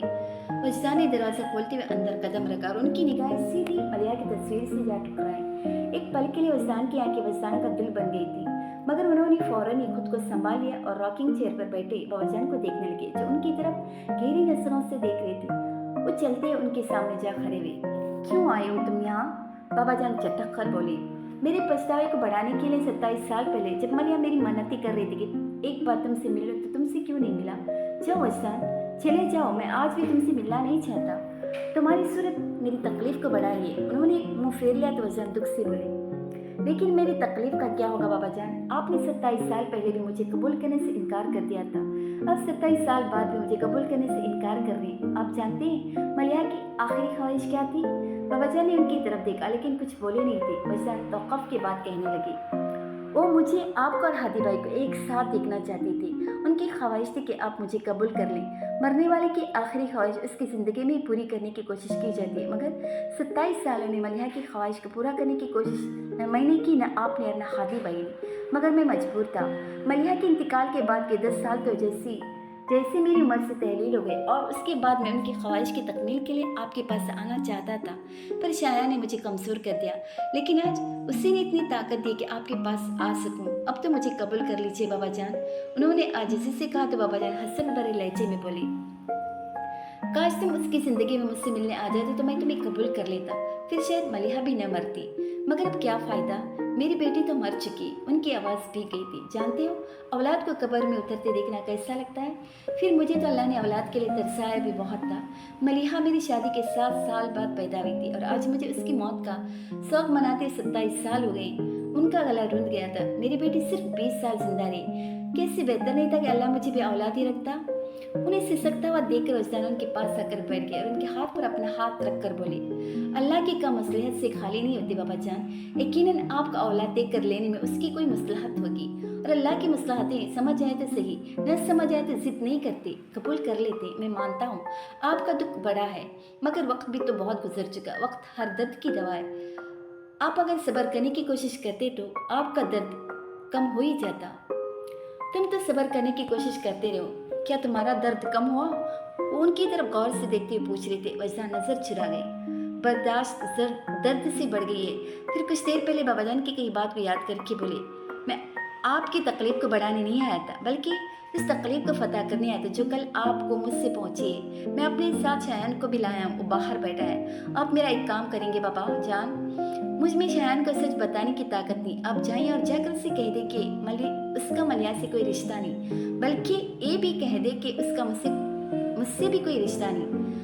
वो उन लोगों की औलाद है जो रात के अंधेरे में अपने बच्चों को फेंक आते, मगर दिन के उजाले में किसी से नहीं कहते कि कचरे के ढेर पर पड़ी मस्कशुदा लाश उनके बच्चे की।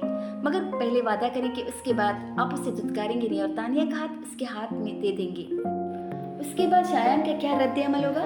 पता नहीं क्यों एक सवाल कर रहे थे। वजदा ने सोचा और कहा, साहिर नाराज होगा, पूछेगा कि क्यों मैंने उसे धोखे में रखा, लड़ेगा भी बहुत, मगर मुझसे मोहब्बत करता है इसलिए मान भी जाएगा। उनकी बात सुनकर बाबा जान बोले, नूरुल हुदा भी मुझसे मोहब्बत करता है, मगर उसने एक उम्र मुझसे नाराज रहने में गुजार दी। अगर शायान भी ना माना तो क्या होगा? पता नहीं क्यों हंस पड़े। अल्लाह को मेरे ईमान पर बड़ा शक है। बार बार आजमा कर भी उसे यकीन नहीं आता और मुझे एक के बाद दूसरे आजमाइश में डालता रहता है। जहाँ इतनी आजमाइशें भुगत लें, वहाँ एक और के आ जाने से क्या होगा?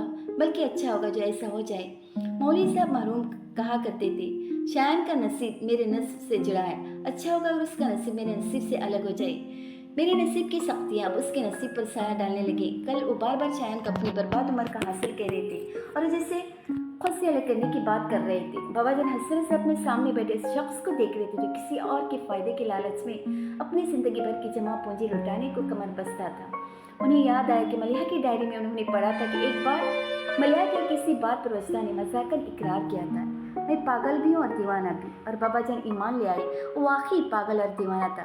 ठीक है, आज कोई उसे फत्तर नहीं मानता और उसके पास मेंटल नॉर्मलिटी का सर्टिफिकेट भी है, मगर दीवाना फिर भी दीवाना था।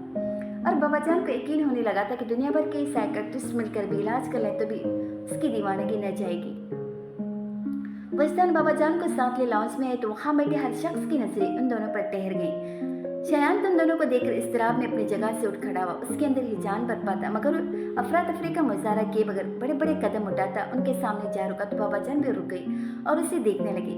बाबा जान के नकुश में मलिहा की झलक साफ नजर आ रही थी, जिसे महसूस करके शायान गोया हुआ, सर मेरी माँ नहीं है, मगर दिल तो है जो चाहता है कि मेरी माँ जिंदा होती, जो मुझे उंगली पकड़कर चलना सिखाती, मुझे अपने हाथों से खिलाती पिलाती और फिर जब मैं थक जाता तो मुझे गोद में लेकर लोरी सुनाती, जिसे सुनते सुनते मैं उनकी गोद में सो जाता। मगर मैं एक पल के लिए भी अपनी माँ के आगोश को महसूस नहीं कर सका और शायद मैं खुद से करीब महसूस करने के लिए मुझे हर शय से मोहब्बत हो जाती, जिससे अम्मी को मोहब्बत थी। अब्बू बताती है अम्मी को आपसे बहुत मोहब्बत थी, मुझे भी आपसे बहुत मोहब्बत है। वो रुका फिर कहने लगा, मगर मैं जानता हूँ सर आपको मुझसे प्यार नहीं है, लेकिन मेरी माँ आपकी बेटी थी, उनकी खातिर मुझे इतनी इजाज़त दे दीजिए कि कभी कभी आपसे मिलने आ जाऊँ।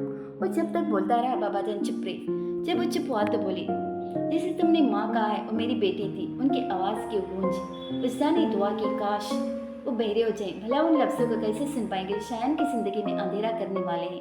वो चश्मे तस्वर से शायान के तारिक होते चेहरे को देख रहे थे।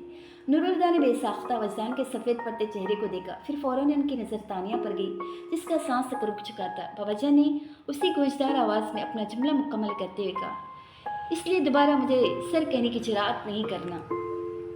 वजदान ने बेख्तियार शुक्र इख्तियार किया कि उनकी दुआ कबूल न हुई, और ना शायान के चेहरे पर रोशनी भी खैते लफ्ज़ों को कैसे सुन पाती। तानिया का सांस भी बहाल हो चुका था। नूरुल हुदा की जान में भी जान लौट आई थी। शायान उनकी बात सुनकर मुस्कुराता बोला, तो क्या मैं आपको नाना जान कहूँ? तुम मुझे इसकी सवाल क्या कह सकते हो? वो पूछ रहे थे। शान कंधे उचकाकर बोला, कुछ भी नहीं। फिर कहा, क्या मैं आपके गले लग सकता हूँ? और उन्होंने मुस्कुराकर शायान को गले लगा लिया। उसने मलिहा की कोख से जन्म नहीं लिया था, फिर भी बाबाजान को एक पल के लिए यूं लगा कि उन्होंने मलिहा को गले लगाया हो। मेरा बहुत दिल चाहता था कि आपसे मिलो, मगर डर भी लगता था कहीं आप मिलने से इनकार न करते। नाना जान, आपका कभी दिल नहीं चाह गया आकर मुझसे मिलते? वो उनसे लिपटा हुआ कह रहा था। बाबाजान खफीफ से मुस्कुराहट के साथ उसे अलग करते हुए बोले, जो होना चाहिए और जो ना हो उसे जाने दो। यूं भी वक्त गुजर जाने के बाद उन बातों का कोई फायदा नहीं। ठीक ही कह रहे, मलाल करने से कब गुजरा वक्त वापस आ सकता है। चले छोड़े उन बातों को, मैं पहली बार आपसे मिल रहा हूँ, अच्छी अच्छी बातें करते हैं, आइए। उन्हें लेकर सोफे की तरफ बढ़ा। वजदान भी अनहोनी को होता देखकर हैरानी से नूरुल्लाह के साथ जा बैठा। दोनों के बीच कोई बात नहीं, मगर नजरों का तबादला हुआ था। बैठने के बाद शायान बोला, मैं जानता हूँ नाना जान कि आप अम्मी से बहुत नाराज हैं, इसीलिए कभी मुझसे और अब्बू से नहीं मिले। लेकिन अगर आज मैं अम्मी की तरफ से आपसे माफ़ी मांगो तो भी क्या आपकी नाराज़गी खत्म न होगी? बाबाजान इसकी बात सुनकर बोले, मैं मलिहा से नाराज़ नहीं हूँ और न ही मुझे वजदान से कोई शिकायत है। वजदान ने फौरन नजर उठाकर उन्हें देखा। वो भी उन्हें देख रहे थे। वजदान के देखने पर नजर झुकाते हुए बोले, मुझे नूरुल्लाह को देखकर रश्क आता है। ये अपनी बेटी से इतना करीब है कि वो अपने दिल की हर बात नूरुल्लाह से बेझिझक कह देती है, और नूरुल्लाह भी उसके दिल की बात सुनता है और उसकी खुशी की खातिर किसी भी हद तक जा सकता है। जिसे वजदान ने तुम्हारी खुशियों को आगे कोई हद नहीं रखी और सिर्फ तुम्हारी खातिर यहाँ तक चला आया, ये जानते हुए कि अगर अजहर फारूकी ने नूरुल्लाह से बाप बनना सीख लिया होता तो आज वजदान मुस्तफ़ा कसरी फारूकी में अपनी ज़िंदगी की आखिरी बाजी भी हार जाता। ये दोनों दुनिया के सबसे अच्छे बाप हैं और मलिहा दुनिया की सबसे अच्छी बेटी। और मुझे यकीन है अगर उसकी आगोश में तुम होते तो वो सबसे अच्छी माँ होती। वो चुप हो गए थे। फिर उनके बराबर बैठे शायान ने अजीब सी हरकत की। वो अपनी जगह से खिसक कर कारपेट पर घुटनों के बल बैठ गए। फिर उनकी घुटनी पर हाथ रखकर सर उठा के उन्हें देखते हुए पुकारा, नाना जान। उसका अंदाज मलिहा की आदत से इस कदर मुशाबहत कि बाबाजान के अंदर हलचल सी मच गई। उनकी आंखों में नमी उबरते देखकर शायान ने हैरान होकर पूछा, क्या नाना जान? वो कसर मुस्कुरा कर बोले, तुमने इस तरह पुकारा कि मलिहा याद आ गई। वो मुझे इसी तरह पुकारा करती थी। फिर उसे आजरदा होते देखकर फौरन खुद को संभाल कर बोले, वो क्या कह रहे थे?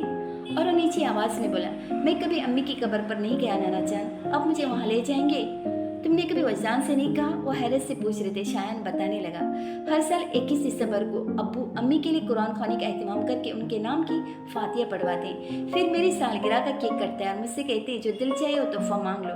और मैं हर साल उनसे कहता हूँ मुझे अम्मी की कब्र पर ले जाएं, लेकिन अब्बू कहते हैं कि उन्हें अम्मी की कब्र की जगह याद नहीं। बाबाजान उसकी बात सुनकर वजदान को देखने लगे, जो नजर चुरा गई थी। नूरुल्लाह ने भी ठिठक कर उन्हें देखा था और बोली, वजदान झूठ बोलता रहा, वो अपने घर का पता भूल जाएगा लेकिन मलिहा की कब्र का निशान नहीं भूल सकता। लेकिन वो झूठ क्यों कहेंगे? शायद अचंभे से कहा। नूरुल्लाह बोले, क्योंकि जिसने जिंदगी से ज्यादा चाहा हो उसकी कब्र पर फातिहा के लिए हाथ उठाना दुनिया का सबसे मुश्किल काम है। उनकी बात सुनकर शायान बोला, फिर तो आप भी अम्मी की कब्र पर नहीं चाहते होंगे क्योंकि आपको भी अम्मी से बहुत मोहब्बत है।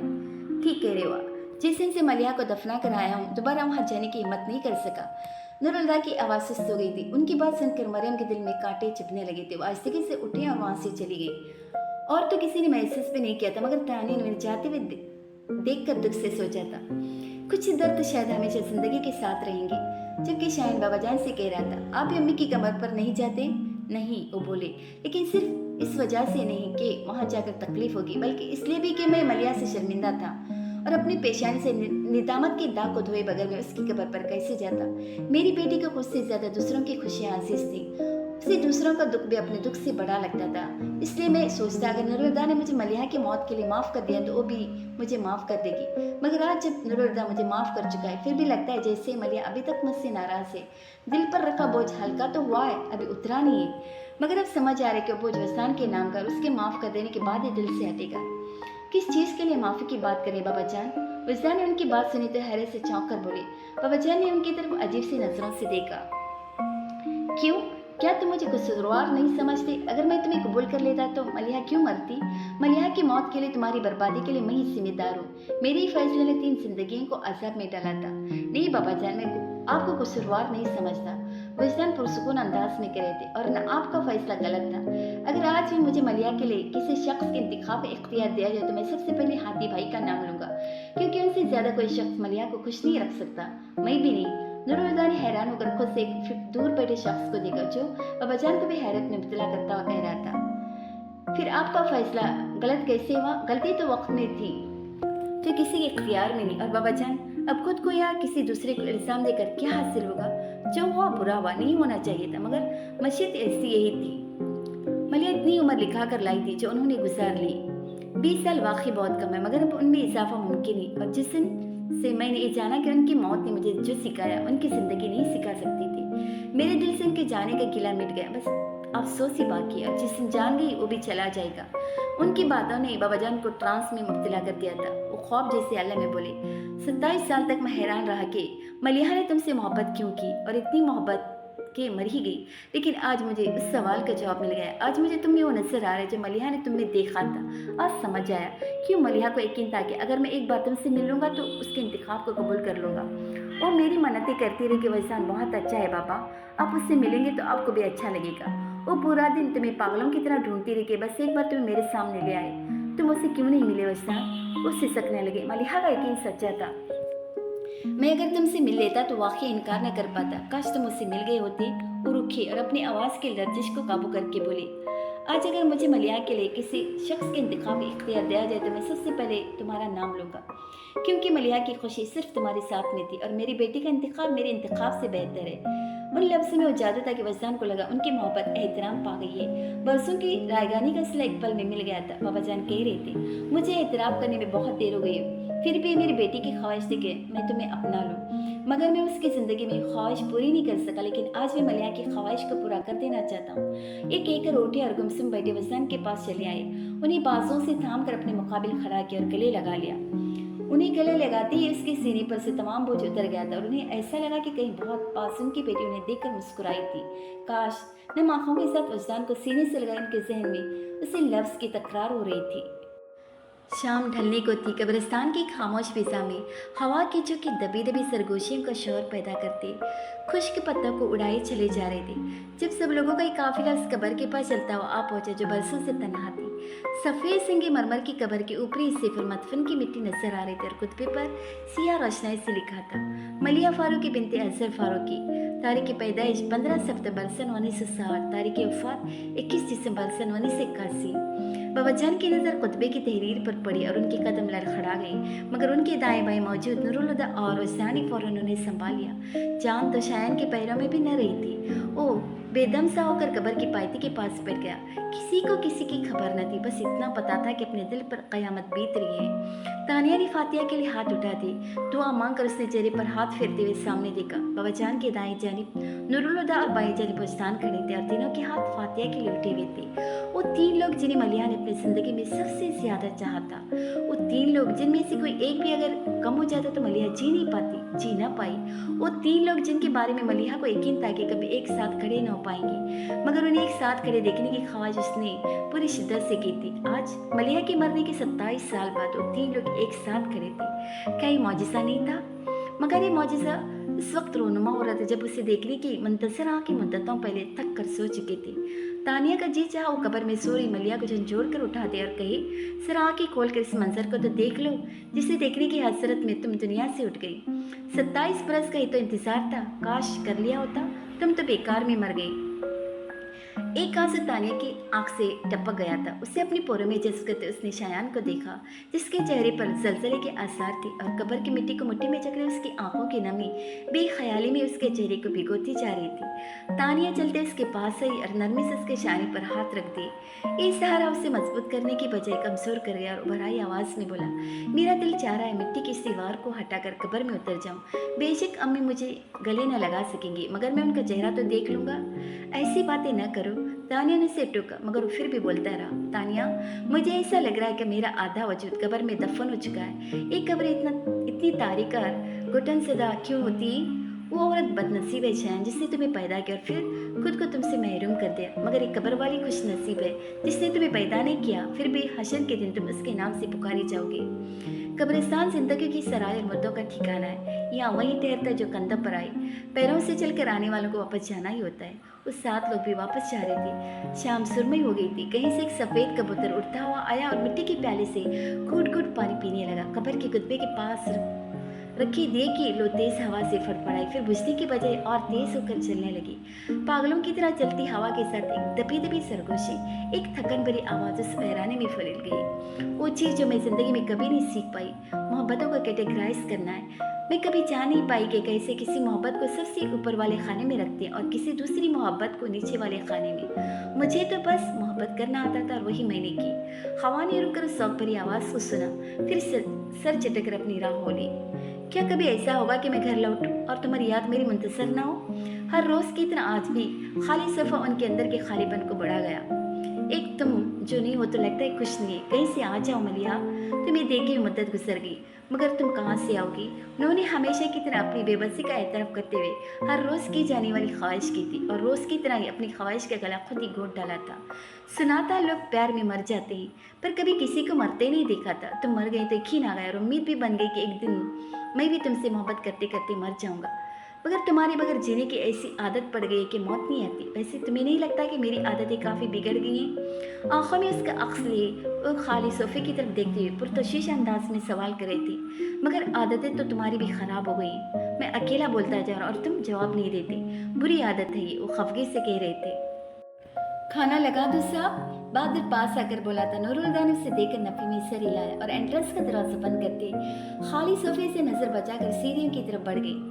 नूरुल दरवाजा खोलकर अपने बेडरूम में आए तो कमरे में अंधेरा भरा हुआ था। अपने पीछे दरवाजा बंद करके उन्होंने अंदाजे से स्विच बोर्ड टटोल कर लाइट जला दी। वो पलटे तो देखा मरियम दोनों पांव उठाकर बेड के किनारे घुटनों में चेहरा छुपाए अपनी गिरद बाजू लपेट कर बैठी थी। उन्होंने दरवाजा बंद होने की आवाज नहीं सुनी थी, इसलिए कमरे में रोशनी बिखरते उन्होंने चौंक कर सर उठाया था। तुमने कमरे में अंधेरा क्यों कर रखा है? नूरुल हैरत से बोली, फिर ठिठक गई। तुम रो रही हो? बात हैरानी की थी।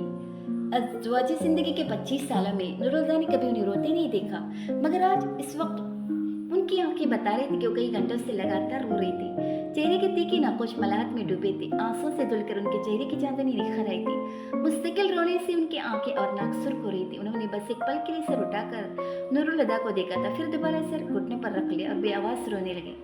नूरुल को उन्हें रोते हुए देखकर तकलीफ हुई थी। वो पास बैठकर उनके बाल सहलाते नन्ही से बोले, तुम रो क्यों रही हो?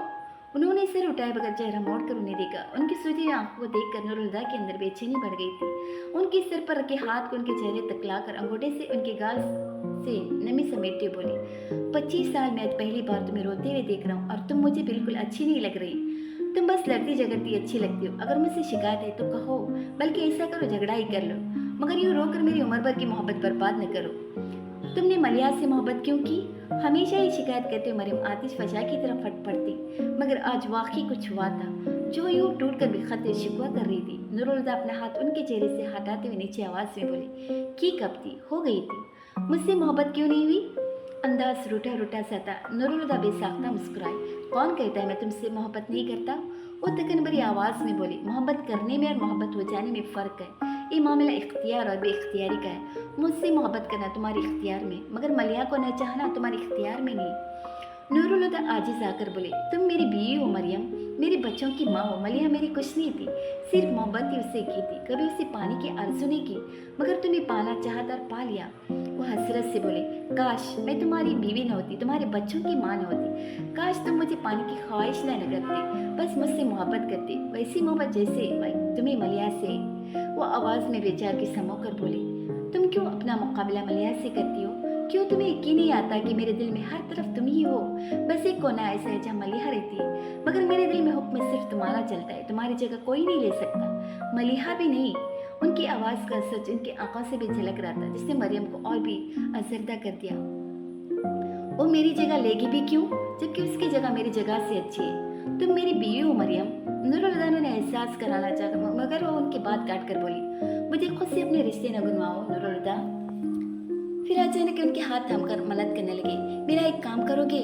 अपने सारे रिश्ते मलिहा को दे दो, उसे चाहो, हर सांस के साथ उसकी आरज़ू करो। अपने दिल की हुक्मरानी का ताज मेरे सर से उतार कर मलिहा के सर पर रख दो और बदले में मुझे कोना दे दो जो तुमने मलिहा के नाम कर रखा है। उनका वो जुनून और दीवानगी नूरुल बौखला गई। तुम्हें क्या हो गया है मरियम?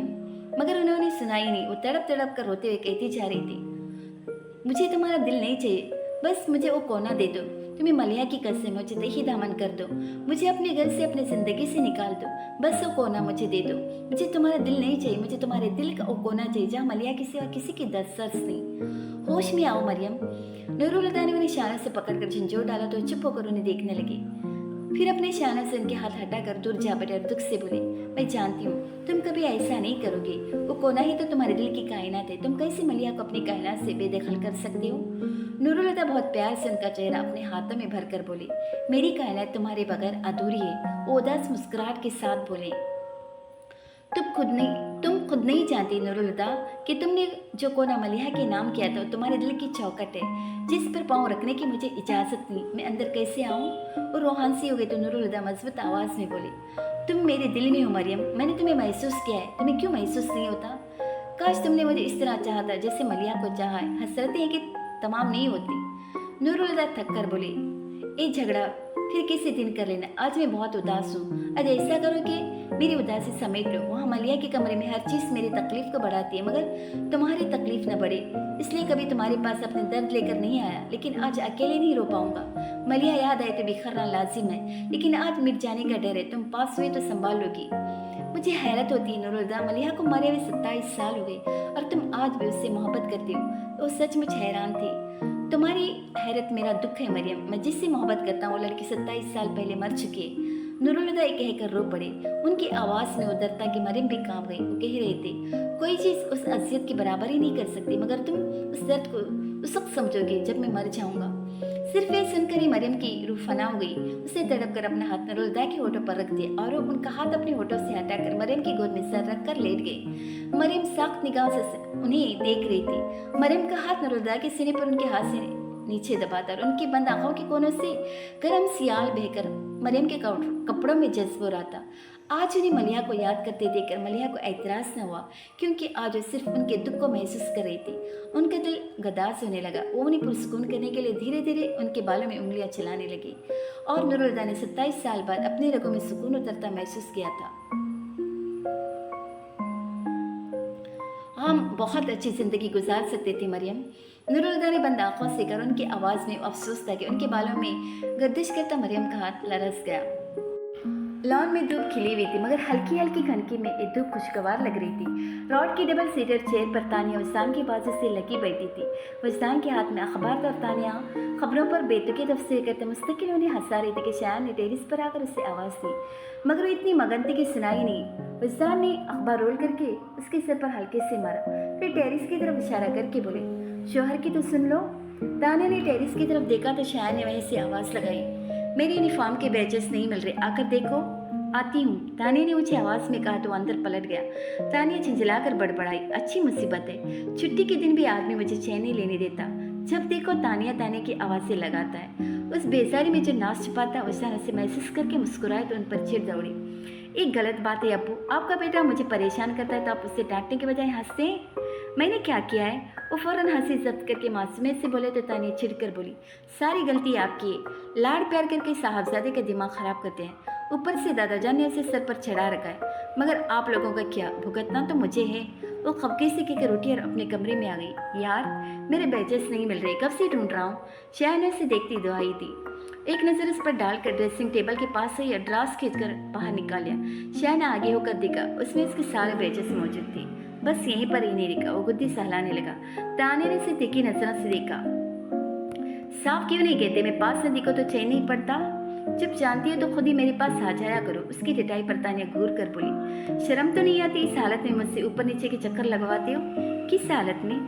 उसने महसूस होकर पूछा। तानिया बुरी तरह शर्मा गई और जीप मिटाने को बोली, अच्छा ज्यादा बातें न बनाओ, जाओ जाकर तैयार हो, मैं नाश्ते का कहती हूँ। अरे भाई नाश्ते का टाइम नहीं है, डीआईजी ऑपरेशन ने फौरन मीटिंग के लिए बुलाया है। वो यूनिफॉर्म उठाकर अजलत में बाथरूम की तरफ बढ़ा तो तानिया बोली, इतनी जल्दी होती है तो वक्त पर क्यों नहीं उठते?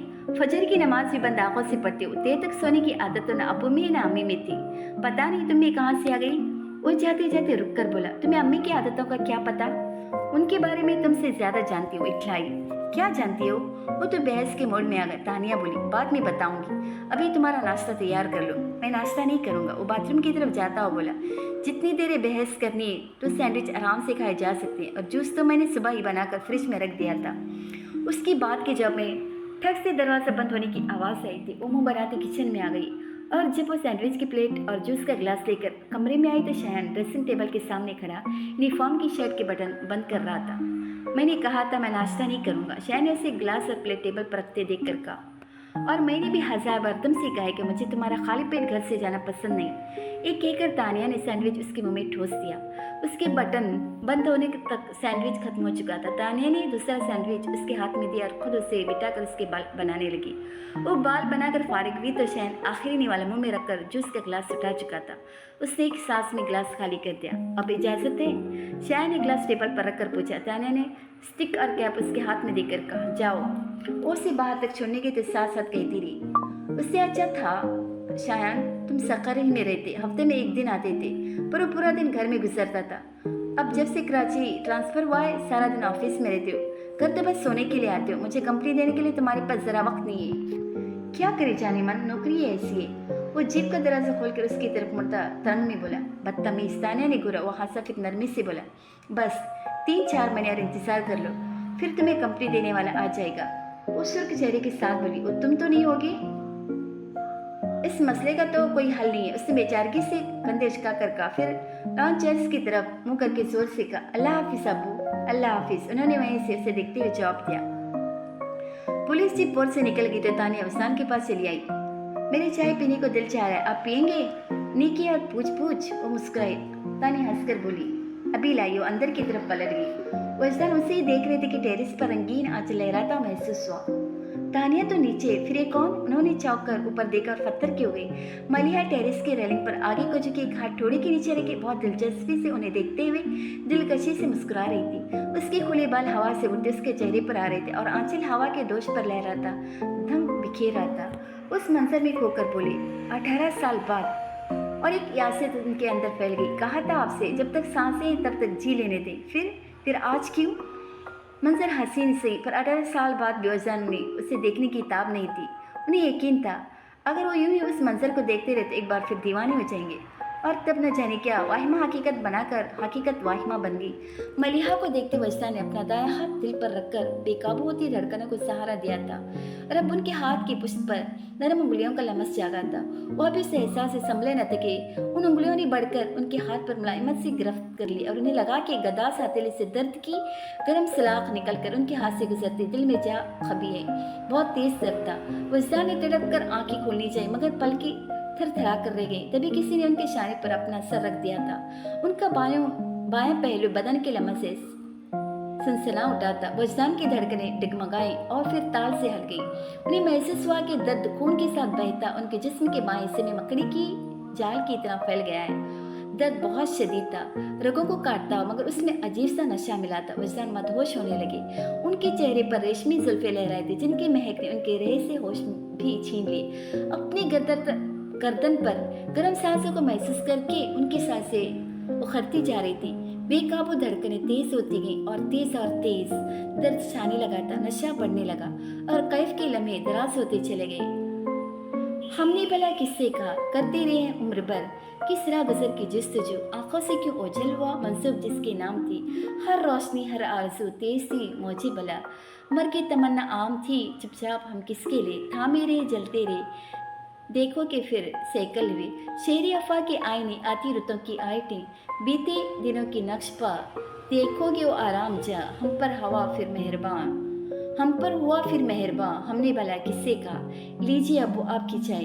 तानिया ने ट्रे टेबल पर रखते बड़े खुशगवार अंदाज में वजान से कहा था। फिर उनकी तरफ से जवाब न पाकर उसने सर उठाकर उन्हें देखा। वो आंखें बंद की एक हाथ सीने पर रखे बहुत पुरसुकून नजर आ रहे थे। तानिया उनके चेहरे पर नजर डालकर मुस्कुराई, अब्बू। मगर उसकी पुकार का जवाब नहीं आया तो उसे अजीब सा लगा। क्या सो गए? उसने हैरत से कहा। फिर से पुकारने लगी, अब्बू चाय तो पी लें फिर अंदर जाकर सो जाइएगा। वहाँ भी खामोशी थी। तानिया के अंदर बेचैनी फैल गई। उसे सुकूत गैर फितरी लगने लगा था। उठकर उनके पास आ गई। अब्बू, आवाज देने के साथ उसने उनके सीने पर हाथ रखा। केनी से पकड़ के हिलाया तो बेजान से अंदाज में पहलू में जा गिरा। उसने घबरा कर 2 कदम पीछे की और कुछ सेकंड तक बेयकीनी से उन्हें देखती रही। फिर उसके हलक से फलक शगाफ चीख बुलंद हुई थी, अब्बू। और दौड़कर उस्तान के बेरू जिस्म से लिपटती और ऊंची आवाज में रोने लगी। मुलाजिम उसकी बहन की आवाज़ें सुनकर दौड़े चले आए, मगर उन्हें सवाल करने की जरूरत नहीं थी। वजदान के चेहरे का सुकून और ताने की गालों पर बहते आंसू बता रहे थे कि वजदान रही अमल के अदम हो चुकी। बज़ाहिर एक इख्तिताम है, लेकिन कहानियाँ ख़त्म नहीं होती। इस इख्तिताम से नई शुरुआत की इब्तिदा हो गई। मोहब्बत जिसे बख्शते जिंदगानी, मोहब्बत जिसे बख्शते जिंदगानी, नहीं मौत पे ख़त्म उसकी कहानी।